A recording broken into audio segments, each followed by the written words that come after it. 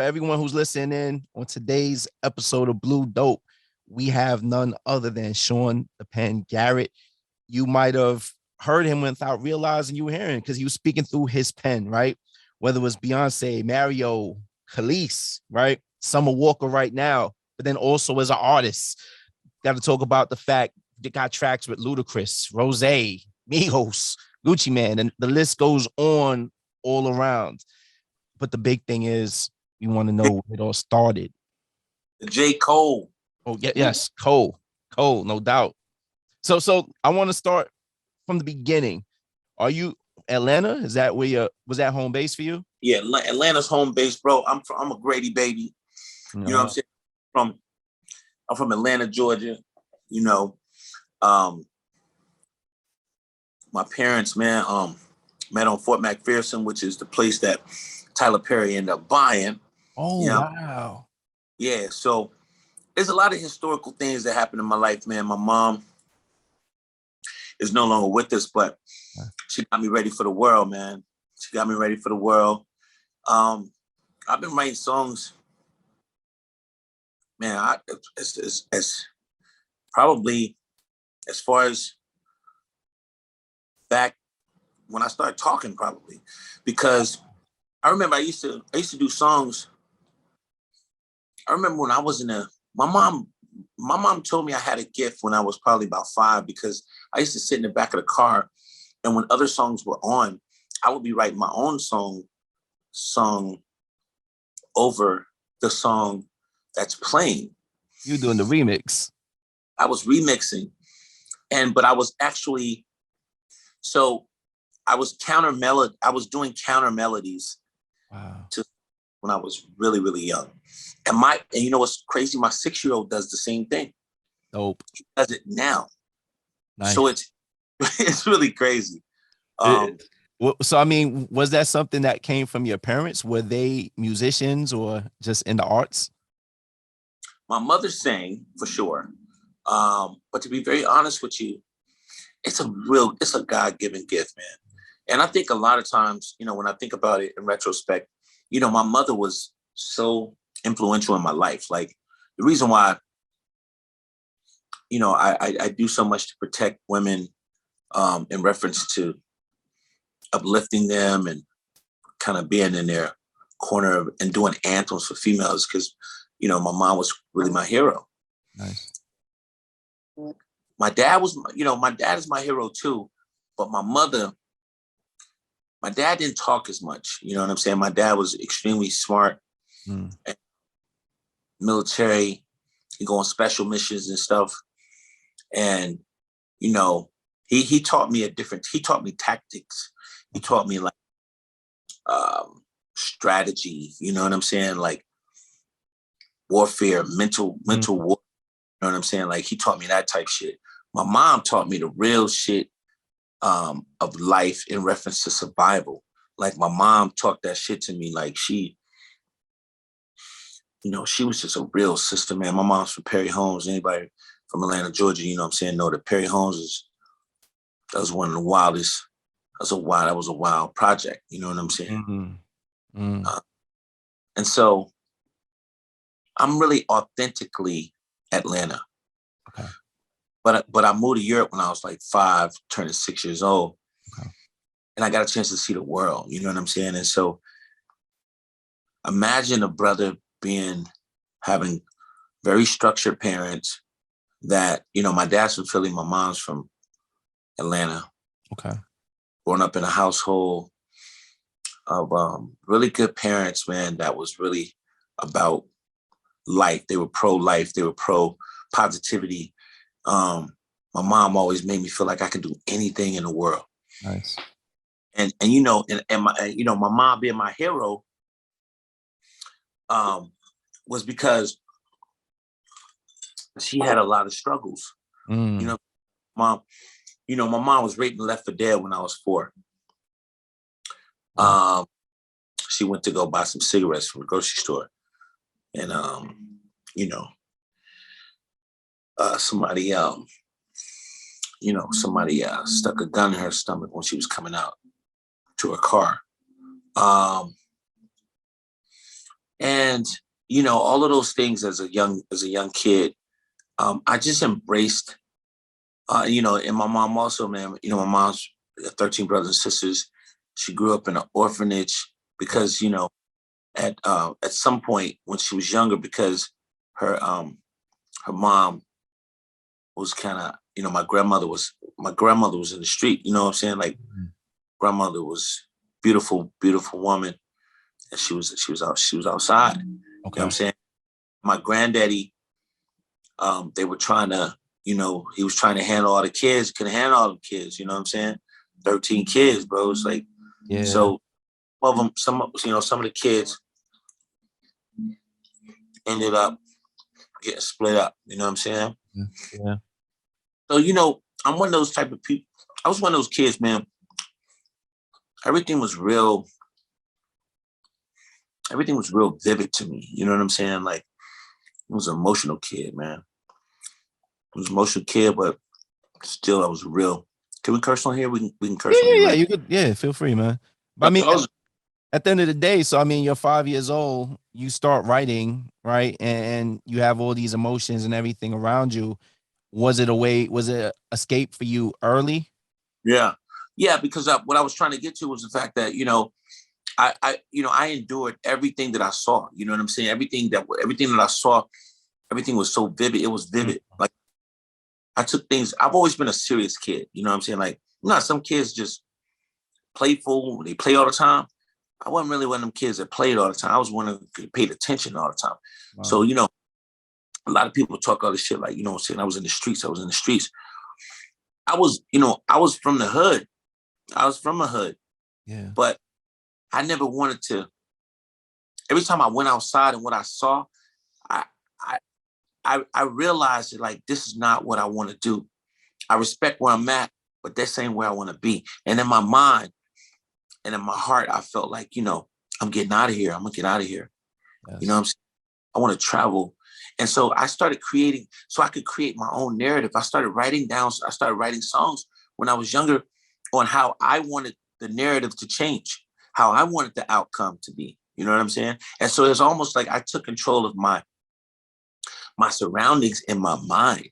And the mental strength was powerful. I realized that I was really powerful young because I could because I can imagine what I wanted the sky to look like. I can imagine what I wanted my hood to look like. I imagine what I wanted the clothes I had on. I can imagine what I wanted to wear.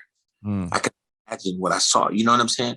And so that's how I kind of dealt with my life. You know what I'm saying? Younger, and all of the elements that I grew up in, whether it be, you know, I tell people, like, you're shaped by your surroundings. You're shaped by what you decide.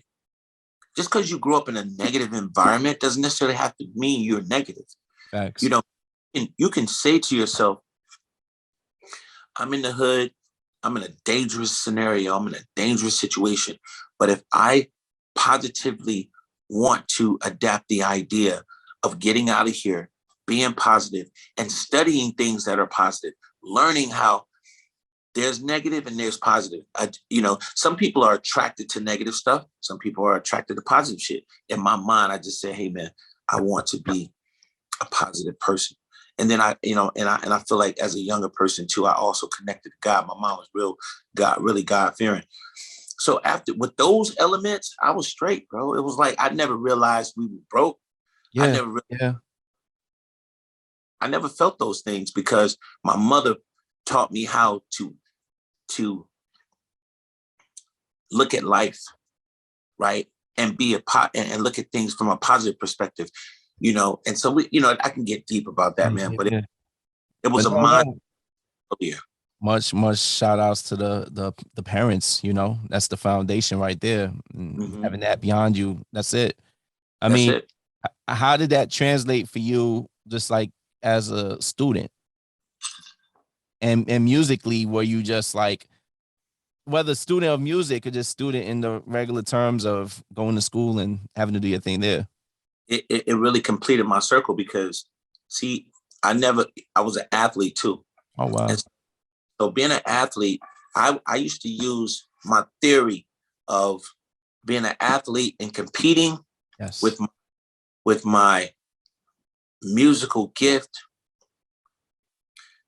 and how my parents raised me, like there was such a great foundational, a great deal of foundational tools that was set in my life at a young age that I never really got off course. Like no one could ever influence me to do nothing. You know what I mean? Hard. Like it's very hard. peer pressure and all that type. Peer pressure is real. Yeah. You know what I'm saying? But I just wasn't one of those kids that you could another kid couldn't come tell me I need to do some shit that I knew my parents wasn't going to be riding with. Yeah. They wasn't you wasn't doing it. Because I feared my mom put the Holy Ghost in the butt. That's what good mamas will do. I always had that fear for my mother too. Like, I'm not trying to disappoint her. I'm not trying to feel her wrath. And you know what? It really made sense. It made so much sense because it was like, yo, do your mother love you? Yeah. Do I know my mom care about me? Yeah. I know. So would your mother tell you something wrong? It doesn't make sense. So my mom telling me some shit that I need to pay attention to. One, I don't want to hurt my mother too. That's another thing. I had this crazy love, like I'm a mama's boy, and I really love my mom so much that I just didn't want to hurt her. I didn't want to hurt her feelings. I didn't want to let her down. You know what I mean? I love my mama, And so, man, it just made me so strong inside myself. You know what I'm saying? So as I got older, I got into like, junior high shit like that, man. It was like nobody could really break my spirit. Yeah. No one could convince me to do shit that I knew my mom wasn't really gonna fuck with. And I was really good in sports. So I was always getting attention in sports. What sports? What were you playing? Baseball, football, basketball. I was good in a lot. You know what I'm saying? So how do you, as a kid who starts writing at 5, right? And then you're approaching your tween years, how do you decide between sports and music, or how do you balance that?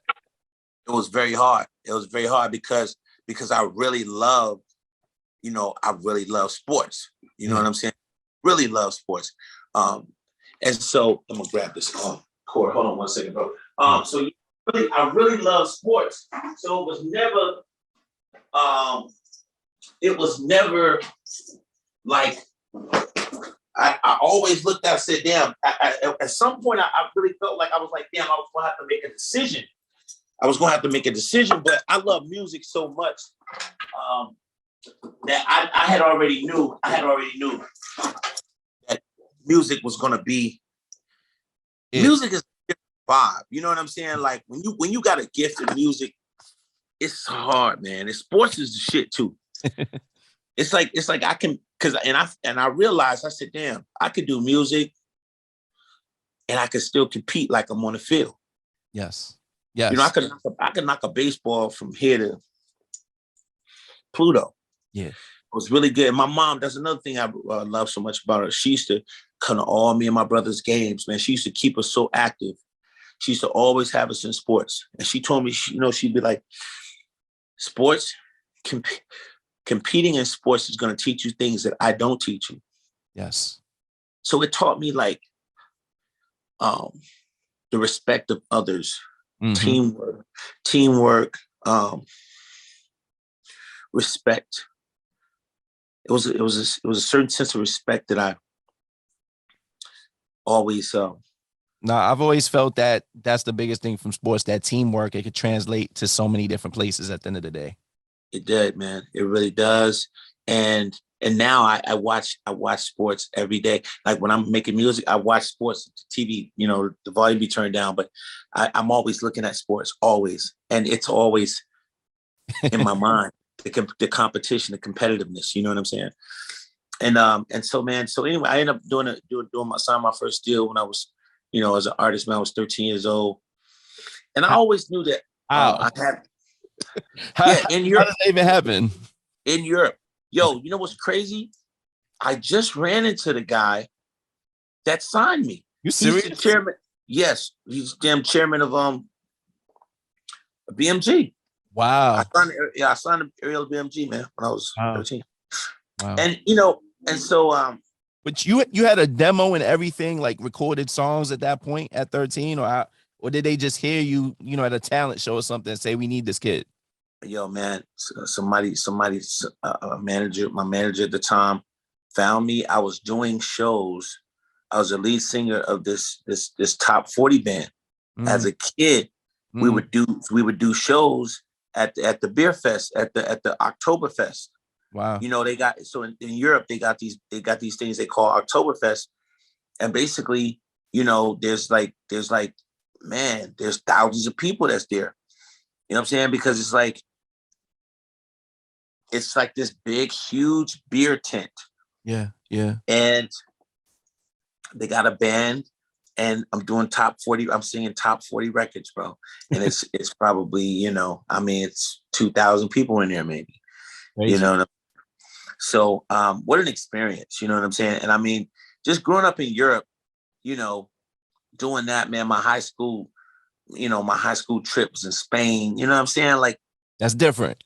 just going crazy, man. Like, you know what I mean? You don't Different. realize it when it's happening. You know what I'm saying? You like, because I remember I gave my mom and dad the hardest time, man, when I first went to Europe. I was like, man, why are we over here? Like, this is not normal. You know what I mean? I'm thinking all of my family is like, my family used to tease me all the time when I would come home. They would always be like, you're not like us. You Mm. from Europe. You from Europe. You from Europe. Like, So it was really crazy, man.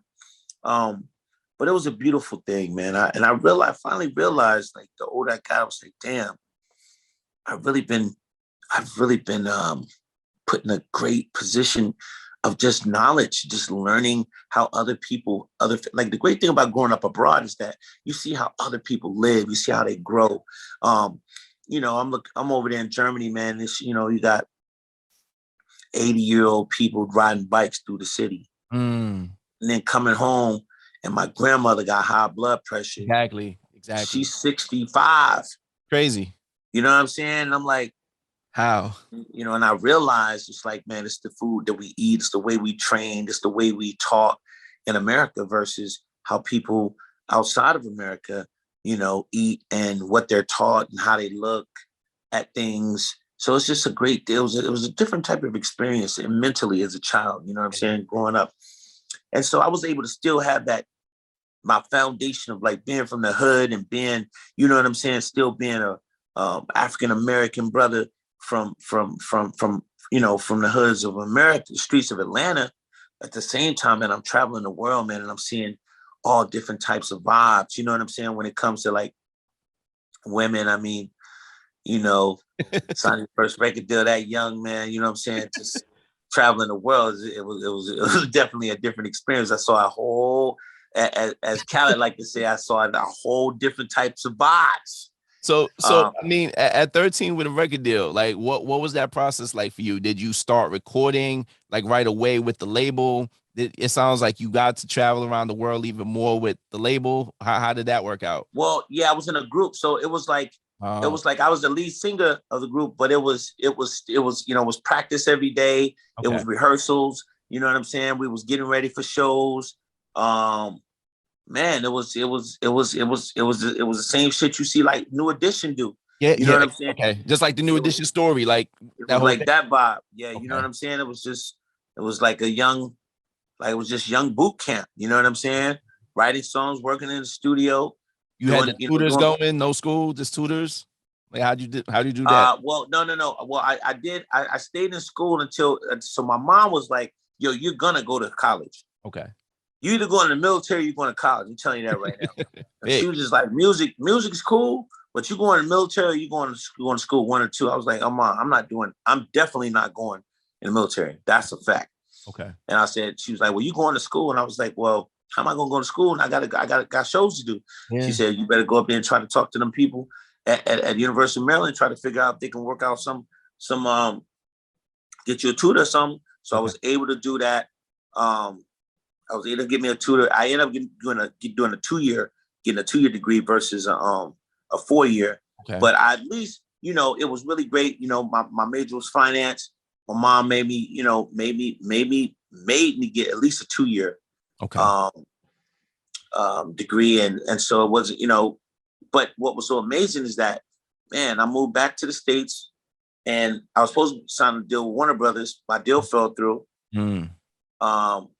And I had to fall back on what my mom There you was go. pushing me to do. So I got a job doing mortgages. Wow. So you You was know what I'm all saying? in the finance, just I was it. I was on it, bro. I was on it. I was doing mortgages, man. And I really liked that, actually, to be honest, because it really taught me a lot about life. It gave me much more people skills. It really taught me how to communicate with people, how to understand how people's households were, Right. how to help them refinance their mortgage, and basically pay all their debts off, kind of get their house together. You know what I'm saying?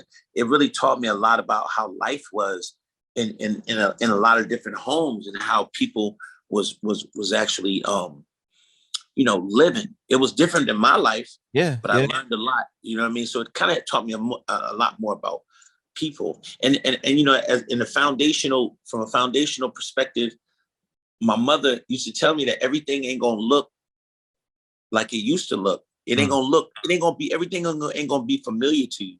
Mm. You know, she used to just drop gems, bro. Yeah. All day. She used to drop them gems, man.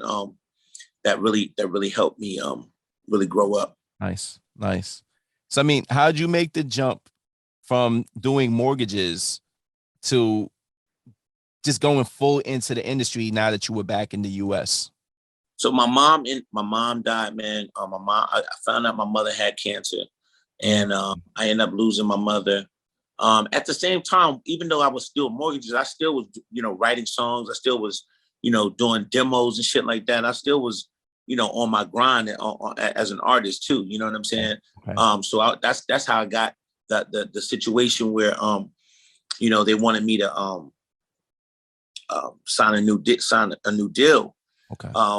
But I was because I was still just shopping my records and shit like that. Yeah. And so once my mom died, man, I ended up just moving back to Atlanta, and just wanted to go back and revisit all the places that I remember as a young kid, where I was born, where I'm from, because it brought me closer to my mom. You know what I mean? Kind of helped me kind of Cope. heal a little bit. You know what I'm saying? Yeah. And then so people started. I started meeting a few people in the game, and a lot of people were starting to listen to some of my songs. And it was just like, yo, you should write songs for other people as well. You know what I mean? Because these records are crazy. And so I was like, nah, I don't write songs for other people. Then I started getting these offers from publishing companies. And so once I started getting those offers, it was like, damn, they want to pay me this kind of money to write songs for other people.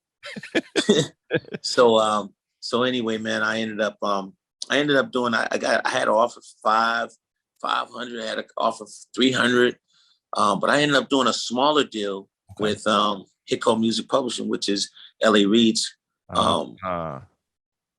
publishing company, man. And so this is before he was with Def Jam. Like what era is that? This is This is actually while he was at Def Jam. Okay. Because he had the Def Jam play.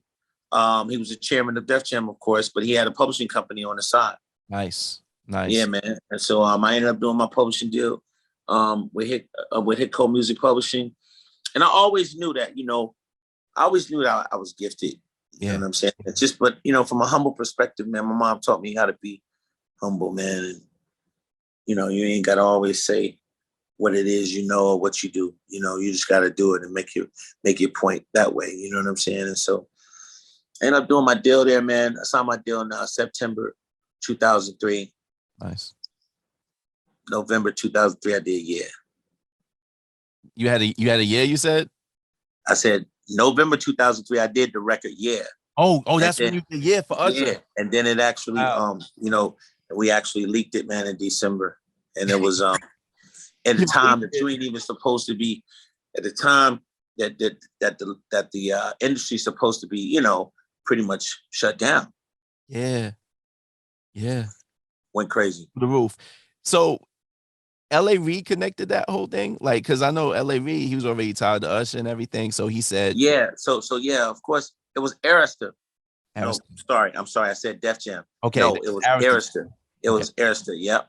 Okay. And at the time, they were finished. They were pretty much done with Confessions. What? They was pretty much done with Confessions. So what ended up happening, LA had called me, was like, so what you gonna do, kid? You know what I'm saying? I had just did my deal over there. He said, this album's gonna be incredible. What you gonna do? And so I was like, damn, I said, man, I'm gonna have to create some shit that's really, really special. And so my idea was like, I'm gonna create a Michael Jackson song over one of them damn crunk beats. And so I ended up. So y'all had the beat already, or no? Y'all had to call Nah, I reached out to Lil Jon. I had my publisher reach out to Lil Jon because I didn't know Lil Jon. Okay. And they reached out to him, man. And Lil Jon was like, Lil Jon people was like, I don't do crunk music. I mean, I don't do R&B music. I do crunk music. Ooh. I was like, shit. Nah, and it was like, so they said no. So wow. Man, I was still trying to get some of them beats, So anyway, man, I eventually ended up meeting his assistant, okay, Delicia. And Delicia, man, she ended up getting me some of them beats, man. And so from Delicia. Delicia, shouts out to Delicia. So I ended up on those 10 tracks, man, I ended up doing goodies. Ooh, out of those 10, I did goodies and yeah. Wow. Crazy. Stupid. So this is your first like joint that since you got your publishing deal straight out the gate. So even I want to talk about it two different ways. So with a Usher, what was the process? Did you sit in the studio with them and make this, or was it like, yo, John, throw me the beat, I'm gonna write, gonna do my thing, and I'm gonna send my demo to Usher to listen to this? None of them was fucking with me because none of them knew me. Number one, you know what I'm saying? So I hadn't even met Usher. When I did meet Usher, I had took the song to LA Reid. LA was like, it's okay, it's cool, it's cool. I don't really get it. Why would I want to put my my superstar on a record with Lil Jon and Luda? I said, because that's a circus. Yes. That's a circus. I said, we've seen him so many times do records by himself. You know what I'm saying? I said, the consumer would love to see him do something explosive they ain't never seen before. Yes. And he was like, I hear you, kid. I hear you. I hear you. He says, so what about that hook? Because the hook was, yeah, sure to get down low if you think you're ready. Yeah, let me see if you can back up what you told me. Yeah, I could turn you out, baby, if you let me. Next thing I knew, she was all up on me screaming. Yeah. He was like, you ever heard the song Whip Appeal? I was like, yeah. Yeah. I was like, yeah, my mom used to play that song to death. He was like, there was a story in the chorus. He said, there's no story in this chorus. I said, wow, okay. So I went, I said, hey, all right, can you book me a studio? So I go back, and that night I went and changed the chorus to yeah, shorty got down low and said, come and get me. I got so caught up, I forgot she told me. Her and my girl used to be the best of homies. Story. I knew he was all up on me screaming. And that's the genius in LA, Reid, Minor change. Just the minor details. But you got to be smart enough to understand what a person is saying and what's the message. It's all about messaging. And so it's that came from my parents, because like anybody else today, they would have been like, fuck you, man. This song is what it is. It's already hot. Exactly. And see, and I've never been that type of person, man. It's just like, I've always been taught, man, to listen to people and listen to adults. You know what I'm saying? I gotta know. I don't know if they shared this with you back then, but what was gonna be the lead single for Confessions before this Yeah song existed? Burn. Okay. And I thought that, another thing, I thought that was crazy, because I was like, Burn is not better than You Got It Bad. It's just not. No. So why would y'all put that? I knew I was going to kill. I knew if I could get this song, if I could get the consumers to hear this record, I knew it was going to be over. Yes. Because I connect with the people. I connect with the consumer. I don't really be worried about what the people in the industry be talking about, because most of them, they don't make product. They don't make product. They make product. You know why Kanye is Kanye? Because Kanye make product. That's the I'm, separating factor. that's a whole nother conversation. We make product. I make product. Yes. I'm going to pay attention to the fabric. I'm going to pay attention to the details of the conversation. I'm going to pay attention to the narrative. Yes. It's very difficult to compete with someone who thinks that way. It's design. So the design, my mental design is just different. Kanye's mental design, the reason why people think Kanye is crazy is because they're not even where he's at. He doesn't have stop signs in his mind. That's how he stay ahead. I don't have stop signs. I don't believe that I can't do it. I don't have the mindset of what can't happen. I have the mindset of what can and will happen because God said he will. Yes. God said he would. So there's no limits in my mind. Nice. Now we spoke about Usher, but clearly there are a lot of women in your catalog of work, and you mentioned Ciara already out the gate. But I wanted to know, really, when it comes to writing for women, how do you do that so well? You mentioned your mother, but I want to understand, like, what type of frame of mind do you even have to go into to say, I'm going to write a Goodies or I'm going to write a Bossy, like for Khalees, right? How do you go into that bag? Well, because most of the time, I look at it like if I was doing something for my sister. Okay. My perspective is like, I'm a lover. So I'm passionate about anything I do. So the way I feel is passionate. You know what I'm saying? So if you're not a person that understands passion, then you might sometimes take me wrong. You know what I'm saying? If you don't really understand, like I'm really a person that focuses on articulating and conversation and love and passion and a reason. Okay. There's dynamics in understanding people, and people have dynamics, right? And so emotions are very much important to life. They're not just a female trait. Emotions is a male trait too, as we can see. You know, there's been a lot of guys gotten out of pocket in reference to how they tend to act when there's pressure. You know what I'm saying? Pressure bust pipes. So sometimes you end up seeing guys have tendencies that tend to be female trait. Why? Because a lot of males have emotions, right? Mm-hmm. And they haven't figured out the difference between the limits that dictate or that express or articulate a male's truth. A female's trait. So emotions is not just a female trait, but we're taught that is that way. Yes. And so female emotions are very serious, just as the males. So I don't take females for granted. So the perspective is always, my perspective for them is always truth and strength, because of how I grew up. So I always try to strengthen a woman. Okay. Nice. You know what I'm saying? I always try to give a woman encouragement to be strong, to stand strong, to not allow themselves to be broken, because I saw my mom go through so much. You know what I'm saying? And so in my mind, I always wanted my mother to be a superhero. I wanted her to be Superwoman. So I'm never going, it's very seldom you're going to ever hear me. Now, I may speak in fun. I may be a little nasty sometimes with some of my songs when it comes to love or passion or energy and shit like that.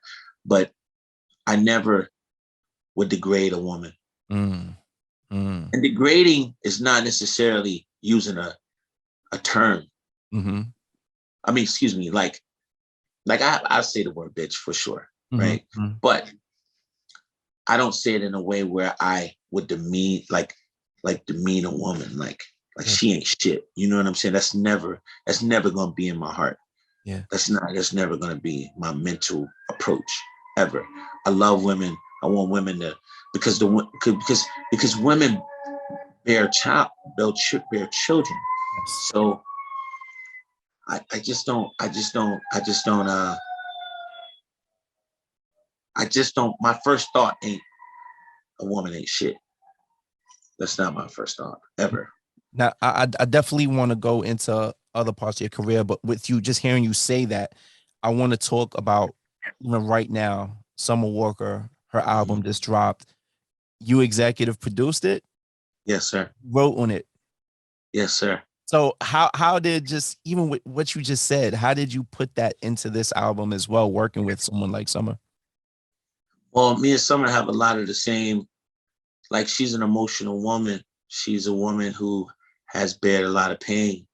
You know, I've had some pain in my life. You know what I'm saying? I've seen my mama die. Yeah. You know, just certain things in life. I just never took life for granted, man. So, you know, I take shit seriously. I looked at her as my sister.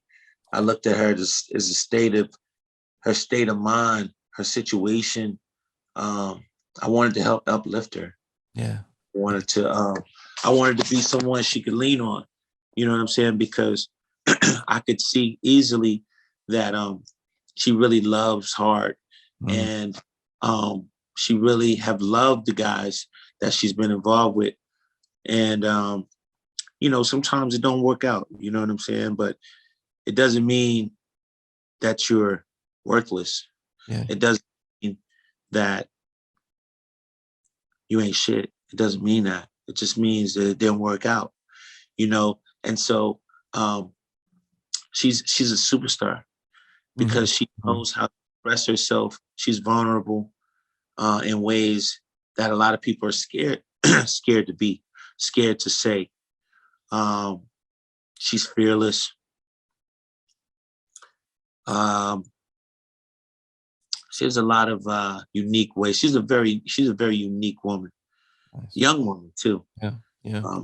And so we just connected, man. You know, shout out to my brothers over at LVRN. They trusted me.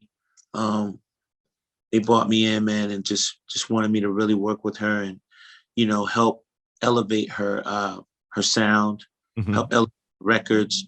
You know what I'm saying? Summer has an amazing pen too. Okay. She hard. So Summer yo was hard. in there side by side. And I wanted to talk about that because obviously we spoke about, in the start, like Usher, you might have not been in studio with him, right? But what were these sessions like working on an entire album with Summer? You know, it was crazy because Summer was pregnant. So a lot of the days were, you know, how she gonna feel today. You know what I mean? But every day wasn't a good day. Yeah. But we just had a really amazing relationship to where I didn't get in her way. She didn't get in mine. She was the princess, you know, at the house. She come through and, you know, she come in that thing wobbling and be like, how you doing, baby girl? I'm okay. I'm having a bad day. I'm not feeling so good. I'm like, okay. Anything I can do to help you? And if anything, you know, do you need this? You need that? I get her comfortable, make sure the temperature is the way she wants it. Get that mint tea if she needed it. Get her that mint tea. You know what I'm saying? All that. I just wasn't rubbing her feet. You know what I'm saying? So they Sean Garrett don't do. My little sister, but I'm not rubbing. You're tough. I was just being funny, but I would have did anything for her, man. And she was really gracious, man. You know, and it made me feel great too, man. She you know, she don't always say a lot, but you know when she does say something, it means a lot. You know what I mean? And she's a fireball too, man. She's an Aries, so she fire. You know what I'm saying? she ain't she ain't a pushover at all. You know what I'm saying? She's not. But we had a really great time, man. There was some things that, you know, I was trying to get her to do that she was fighting me on a few times, quite a few times. But, you know, just patient with her because I understood why. You know, like Fourth Baby Mama was a record that we all, me and Justice, man, shout out to Justice from LVRN, man, who was A&R for the album, and he's co-chair for LVRN. But, I kind of stayed on her about doing Fourth Baby Mama, but I wouldn't stay on her every day. I'll probably bring it up once every 2 weeks. It took 6 months, man, to get her to do it, man. But we collaborated in a way to where it was just such a unique experience. I mean, it's so crazy that this album is just just breaking records. It's going bonkers. People are into it. It's going zonkers. I mean, the numbers are crazy. We just entered 18 out of the 20 songs. We just tied Taylor Swift yesterday, man, with the most entry in history. You know what I'm saying? Wow. Congrats. Yeah, thank you, brother. Thank you, man. I mean, one of the things that a lot of people have been questioning is just the fact that they saw London's name in the credits, etc. So is it something where he was actually part of the production process as well? And how did that work when, some of the songs people feel like it's written directly towards him, right? Yeah. I don't really speak on him. You know what I'm saying? Because I don't really talk about other guys. I don't. But let's just say that, like, it's all about Summer. As far as I'm concerned, trying to do a job. She said what she said. Yeah. So I mean, I'll let y'all take that. Generally, Summer don't be lying. So if you want to get more factual, you could talk to Summer, but the reality is she said what she said. You know what I mean? That's it. And that's what that is. I mean, so I don't get. I'm gonna jump back because I've always been a huge Beyonce fan, Destiny's Child fan. And when I think about like Destiny Fulfilled and at that time and period where it kind of brought them more to R&B, you were one of those guys in that room, in those spaces. So I definitely want to understand your relationship with the Queen and at that time and era where you were after already having the success of many songs at that point. Mm-hmm. Well, I mean, I got the call because I had already did and I had already did Goodies, and I got a call, to go work with Destiny's Child, and I got a chance to go work with them. I really was only supposed to do one song. I ended up doing like the first song was "Is She the Reason?" Is she the reason you don't call like you used to, fall through my heart like you used to? That song's crazy. The first song. Yeah, man. I think that's the next day, and I'm doing Girl, and then I'm through with Love, then Hurt, and then it just went crazy, man. The girls were really beautiful, and Soldier, Lose My Breath. I mean, it just started going crazy. So they were really, it was really nice to me, man, and it's just it was one song after another, and they just kept me around, and shit, before you know it, it was like 10 joints. So through with Love, right? I mean, you mentioned that you're definitely spiritually grounded. That definitely felt like it ended off like a gospel joint. So like, was that part of your idea? Was that your vision with that? Yeah, I mean, a lot of times, man, B just gave me so much autonomy to just do whatever. Like, I would just prepare myself every day like it was a job. And I went to the job with ideas and went and had shit ready for them. So when they came in, it was just there. You know what I mean? They, when you're a star, it's like you got so much stuff going on. When it comes to work in the studio, you know what I mean? You want to get in there with somebody who know what the hell they're doing. So my job was being to bring that work. Nice. So by the time they come in, I would have that shit ready. And like I was real Soldier in a taxi on the way to the studio. You know what I'm saying? And I would just put that pressure on myself because I would be so concerned with not wanting to disappoint them. You know what I'm saying? And so that's just how I do everything. You know what I'm saying? I just don't take shit for granted. I don't play with my career. I don't play with my time. I be dead serious about shit all the time. I be dead serious about life. That's like, I guess that's probably like the military side of me, like the structure. You know what I'm saying? Like I don't play with my life. I don't play with my kids. Yes. I don't play video. You know what I'm saying? So I'll be like, a lot of times I don't go out a lot because I'm not that kind of guy that like, I don't really fuck with that pressure like that. Like I'm a different type of guy, so I'm gonna lose it. You know what I mean? Like I'm passionate about everything, bro. I don't really be playing. Sometimes people be playing. I don't really be playing. You know what I'm saying? So I definitely wanted to ask you, because obviously you jumped so deep into the industry at that point in time as a writer, but obviously you grew up and came up as an artist. Deal at 13. How did you balance that at a certain point, just you being an artist yourself versus becoming this enormous writer in the game? Well, I've always been a producer, number one. Like, I'm a writer, but I'm a producer. That just I just went there. Shout out to Green Lantern, man. DJ Green Lantern. Oh yes. You know what? I was always an artist, so I never really had a limit on what it is. Like, like doing Dig a Hole with Jay-Z. You know what I'm saying?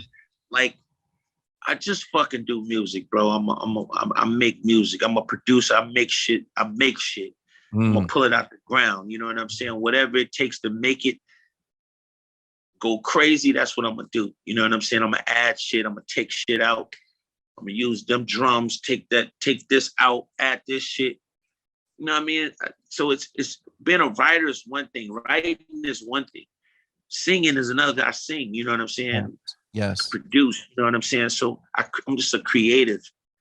I'm a fabric guy, like fashion. I do that fashion shit. You know what I'm saying? Like I like fabric. I like how that shit fits. It's got to fit a certain type of way sometimes. You know what I'm saying? It's never gonna be perfect though, because part of growing is learning too. You know what I'm saying? So the transition of being an artist, it was never a transition because I've always been an artist, and I never was disappointed. Like some people say, well, Dad, did you feel like, you could have been more you could have been more successful? Do you feel bad that you wasn't as successful as an artist as you were a hit maker? I'm like, nah, my first #1 song as an artist was Break Up. That was my song. That was like, I rocked the world. Y'all don't remember that? Like, that's so I wanted to know, did you ever feel like, I should have just kept this one for me, not even put like that was for me. It was for me. I agreed to share that record. I did a deal with Mario. That was both of our songs. That was my song. Yes. I shared it with him because he needed, and I don't mean no, because just saying no shade. I love Mario. I think he's incredible. But at the time, Mario needed a monster. You know what I'm saying? And his manager came to me and was like, Sean, I know you told me that's your song, bro. I know it's your song, but man, I said, man, this is what I do. I'll do a deal with you. I'll share the record with Mario. We'll do the video together. We'll do the shows together. We'll do touring together. That's what we did. I did that for him. You already had Gucci on the joint too? Yeah.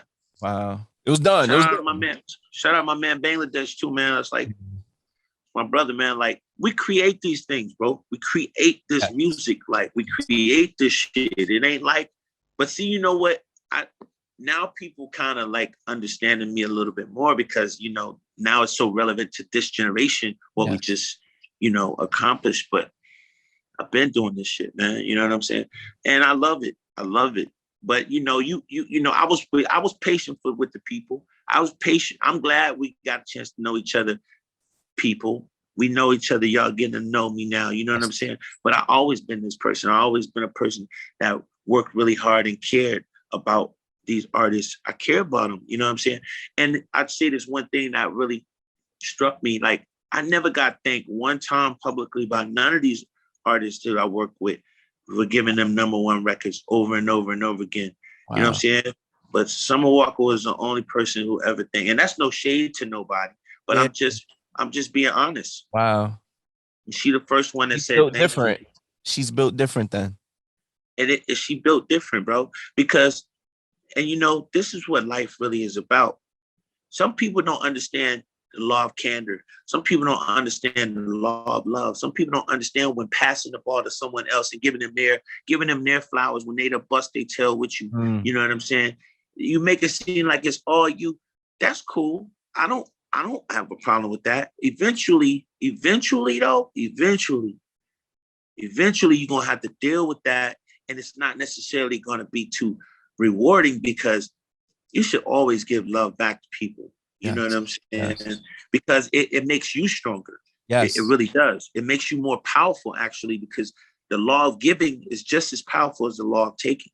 And then it's like you got it off your chest too. You know that you did that. It's no regrets at the end of the day. Once exactly. You did that. You know, that's why, to me, I feel like country artists sell so many more records than urban artists, because, you know, us in our community, we always got to make it seem like it's all us. I don't care. Me, I give. I've been giving. That's all I do. I give. You know what I'm saying? So I feel amazing because I'm giving to my community. I'm giving to my women. I'm giving to my sisters and my brothers. You know what I'm saying? And I'm giving energy and love to the people. You know what I'm saying? But I was just making that one point because I wanted to not shun on anybody. I wanted to shine light on Summer because Summer was extremely beautiful and gracious by giving me so much love and appreciation. Yes. And we were in the trenches together. Yes, no doubt. Now you mentioned Bangladesh, and I want to get into something too, just because to understand writers, do you have periods where you work with other producers? You mentioned you produce as well, right? So you had like a run with Swiss, right? For instance, a lot of the stuff that you worked on. My big bro, shout out to Swiss Beats, one of the greatest icons. He's an icon. Facts. So he's an icon. He's an icon. Yes. Zoom. Zaza. Icon. Yes. 100%. Now, even getting in those situations, is that something that's tactical as a writer? Nah, they know me. Ask these people, dog. See the energy. Ask any of these track producers. They know who the pen is. They know the energy in the room. The climate in the room gets different when I come in the room. They know that. Ask them. Yo, when y'all be interviewing me. When y'all interview me, it's different because, like, you're going to always have people hate because they want to be bigger than you. They want to be better than you. They want to have them number ones. But see, when I do that number one talk, I really got, like, the 18 Hot 100 number ones, there's nobody that you talk to that none of us see got 18 Hot 100 number ones. Yes. Nobody. No one. Okay? I got them. I'm talking about. I love it. And we talking about Swiss, so we got to bring up the verses. I got to go into that because your verses was. I got to run in a minute too, we're gonna do a part two. We're gonna do a part two. No doubt. But I want to know, like what was that vibe like? Because your verses was one of the most aggressive ones. Like it was the one that set the verses off, Blue. Yes. It set verses off. It went viral. First of all, my shout out to Swizzy and Timbo, but Swizzy called me. Swizzy knew what he was doing. Swizzy, my brother. Swizzy say, Sean, yo, I need you, da. Okay, no problem.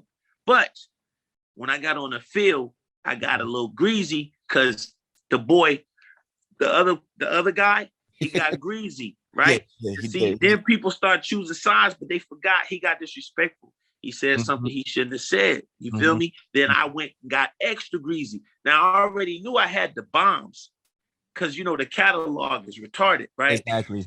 Deep. Bro, I'm just talking shit. I'm piping up a little bit. But come on, man. That was like the Dream always, I love Dream. I have to love Dream. Dream from Bankhead. Yeah. He's from Atlanta, Georgia. I love all my brothers, you know what I'm saying? And my brothers and sisters. But Dream's not even in that league. He's not in that league. He's in a league, but he's not in that league. It's another level. Yeah, and see, he get around people, he get around certain people, and then he start thinking, and there's the chains and all that. See, it's different though. It's different. Like, yeah, it's the number 14 song on the greatest hits of all time Hot 100 list. Yes. Okay. See, it's only two people I know that's on that list. One is JD, and the other one's Sean Garrett. I don't really know the other people. You know what I'm saying? Like, it's a different type of. My first 10 singles were Hot 100 number ones. Yes. You know what I'm saying? Yes, that's different. It's levels. Okay, it's just different. So then when I started playing them, I broke Chris Brown. Yes. You know, he's the biggest R&B artist in the world. Period. Yeah, Usher. You can debate about them too, but I did both of their biggest number one ever. Yes. So I don't want to get greasy, but this is why I have to tone it down, because it gets a little too, you know what I mean? But if you to go back to the point of Swiss is an animal. I'm an animal. Ask Swizzy. He know it goes to another level when I come in the room. When Swizzy come in the room, it's another level. And so, you know, we just animals. I'm an animal. Like, I really love it. I'm passionate about it, you know, and I like to compete. I mean, with all that said, you're tactical, and I think that's the military training and everything, and you mix the talent, everything together. What are you doing now from a business standpoint to continue to further and just reinvest in your own craft right now? I mean, man, you know, I'm back on the. I mean, Summer Walker. It's a prime example. Like, I wanted to show the world that I'm in tune. LVRN, those my little brothers. I'm in tune. I'm on the ground floor. I'm in the streets. Nice. But I don't have to say I'm in the streets. I don't like to talk all that. I want you to feel me. Yeah. I want every female in America is listening to the Summer Walker album saying, oh my God, that's the feeling. That's what's so important. All of the other stuff, bragging and popping and all that shit, I ain't got time for that, bro. I want to make sure that the people and the females, the streets is feeling us. You know what I'm saying? Yes. And so it's about the people at the end of the day for me, bro. So I'm about to start doing seminars and stuff for young kids, you know, songwriters and producers, man, to help them really understand how to be able to monetize their brand and how to really turn this art that they feel in their heart, they feel that feeling they feel, how to turn that into something, how to stop saying, oh, it's a hit, that's a hit, that's a hit. You need to know it's a hit. You need to know why it's not a hit. You need to understand the difference between hits and a record that's playing on the radio. Because every record that's playing on the radio ain't a hit. It's not timeless. Not everything's timeless. Exactly. And being classic, man, it's not something that you can explain. It's just an acquired feeling and taste. And it's, you know, Blue, we can get as deep as we can get, but that's what I'm doing. I'm giving back to my community.